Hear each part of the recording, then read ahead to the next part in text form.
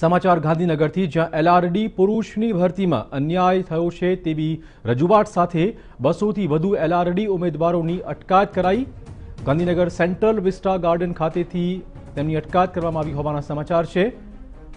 લગભગ 1 વર્ષથી આ મુદ્દો અટવાયેલો છે, ત્યારે વિરોધ કરવા માટે 200 એલઆરડી ઉમેદવારો ભેગા થયા હતા, જ્યાં પોલીસે તેમની અટકાયત કરી છે। ભરતીમાં અન્યાયની રજૂઆત છે। આ મુદ્દે વધુ વાત કરવા જોડાશે અમારા સંવાદદાતા નિર્મલ। ખાસ તો કેટલા વખતથી આ મુદ્દો પેન્ડિંગ છે અને હાલમાં કઈ કઈ વિશેષ માંગો સાથે આ 200 એલઆરડી ઉમેદવારો પોતાની લડત ચલાવી રહ્યા છે?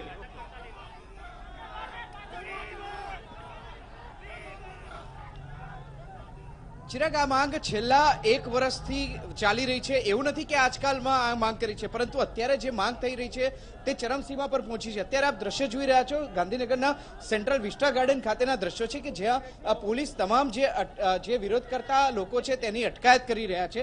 તેવા દ્રશ્યો અત્યારે મારા કેમેરા પર્સન મનીષ કડિયા બતાવી રહ્યા છે। અત્યારના જે કાર્યક્રમ છે તેમાં એક સ્ટ્રેટેજિકલી આખું આ અહીં જે વિરોધ કરતા લોકો છે તે જોવા મળી રહ્યું છે। આપ જોઈ શકો છો જે રીતે પોલીસ તમામ લોકોની અટકાયત કરવા માટે અહીં પહોંચી છે, પરંતુ સ્ટ્રેટેજિકલી ઉમેદવારોએ એકબીજાને પકડી રાખ્યા છે, જેથી પોલીસ કોઈ અટકાયત કરે તો અન્ય જે વિરોધકર્તાઓ છે, અન્ય જે રજૂઆત કરતાઓ છે તે તમામ લોકો જે તે વ્યક્તિની પોલીસ અટકાયત કરી રહ્યા છે તેને પકડી શકે। આપ અત્યારે દ્રશ્યો જોઈ રહ્યા છો, પોલીસ અટકાયત કરવાનો પ્રયત્ન કરી રહ્યા છે, પરંતુ અન્ય જે રજૂઆત કરતાઓ છે તેણે જેની અટકાયત કરી રહ્યા છે તે વ્યક્તિને પકડી રાખ્યા છે। એટલે પોલીસને પણ મોટી પ્રમાણમાં અડચણ પડી રહી છે જે તે વ્યક્તિની અટકાયત કરવા માટે, રજૂઆત કરતાઓની અટકાયત કરવા માટે। આપ અન્ય દ્રશ્યો પણ જોઈ રહ્યા છો। બીજી તરફ જે રીતે અટકાયત કરવામાં આવી રહ્યા છે, કાયદો અને વ્યવસ્થા શું કહો છો સર? મારા કઈ કહ્યું નહીં સર। એક તો પોલીસને ખબર નથી અહીંયા વિરોધ કરવામાં આવી રહ્યો છે, તેમ છતાં પણ આપ લેટ પહોંચ્યા છો। શું કહી રહ્યા છો સર? આપની શું પ્રતિક્રિયા છે? મારા કઈ પ્રતિક્રિયા નહીં ભાઈ। હા સર, બોલો। આપ મીડિયા સમક્ષ બોલતા હતા, કઈ બોલો પ્લીઝ।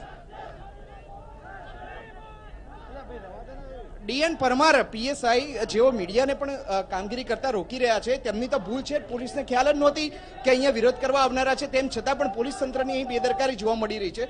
મીડિયાને કામ કરતા રોકવાનો પ્રયત્ન કરી રહ્યા છે, પરંતુ અત્યારે આપ દ્રશ્યો જોઈ રહ્યા છો, જે અટકાયત કરનારા, જે વિરોધ કરનારા લોકો છે તેની અત્યારે સ્ટ્રેટેજી આપ જોઈ શકો છો। પોલીસને પણ મોટા પ્રમાણમાં અડચણ પડી રહી છે એકબીજા અહીં જે લોકોની અટકાયત કરવામાં। સરવાળે જોઈએ તો તંત્રને અત્યાર સુધી રજૂઆત કરી છે, પણ તેમ છતાંય કોઈ પણ પ્રકારનો પ્રતિસાદ મળ્યો નથી। તેવા સંજોગોમાં આ વિરોધ અત્યારે ચરમસીમા પર પહોંચ્યો છે। આપ જોઈ શકો છો ફરીથી એક વખત જ્યાં ઉમેદવારોની અટકાયત કરવામાં આવી રહી છે તે જગ્યાના દ્રશ્યો છે। પોલીસને અટકાયત કરવામાં ભારે પ્રમાણમાં તકલીફ પડી રહી છે, તમામ લોકોની અટકાયત કરી શકતા નથી। આ એક નવી સ્ટ્રેટેજિકલી વિરોધ જોવા મળી રહ્યો છે। તમામ જે ઉમેદવારો છે તે એકત્ર થઈ ગયા છે, એકબીજાને પકડી રહ્યા છે, એટલે પોલીસ અત્યારે કોઈ પણ રીતે આ વિરોધ કરતા લોકોને અટકાયત કરવા માટે પોલીસ મજબૂર બની છે। કલમ 144 અત્યારે લાગુ છે, એપિડેમિક એક્ટ અત્યારે અમલીમાં છે। તેવા સંજોગોમાં આ વિરોધ કરવામાં આવી રહ્યો છે, ત્યારે પોલીસ તમામ લોકો સામે કાયદેસરની કાર્યવાહી કરે તેવી શક્યતા જોવા મળી રહી છે। નિર્મલ, ખાસો આપે વાત કરી કે કોઈને ખબર જ નહોતી, શું આ વિરોધ એ પ્રી પ્લાન હતો કે નહીં? કોઈ પરમિશન લેવામાં આવી હતી કે નહીં? આ કોઈ ચોક્કસ મુદ્દા સામે આવે છે અને કોઈની આગેવાની હેઠળ આ પ્રદર્શન થઈ રહ્યું છે, આ ધરણા થઈ રહ્યા છે?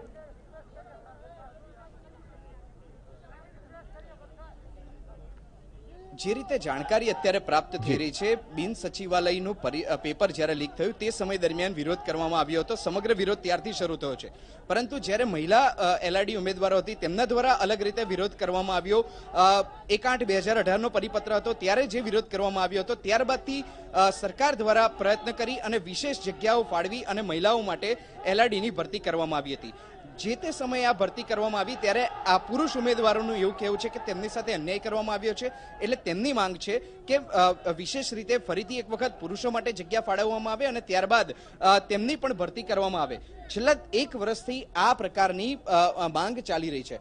ગૌણ સેવા પસંદગી મંડળમાં પણ રજૂઆત કરવામાં આવી છે, સરકારને પણ અવારનવાર રજૂઆત કરવામાં આવી છે, તેમ છતાં પણ સરકાર ના તો મચક આપી રહી છે, ના ગૌણ સેવા પસંદગી મંડળના અધિકારીઓ કોઈ જવાબ આપી રહ્યા છે. ટૂંકમાં મગનું નામ મરી પાડવા માટે કોઈ તૈયાર નથી.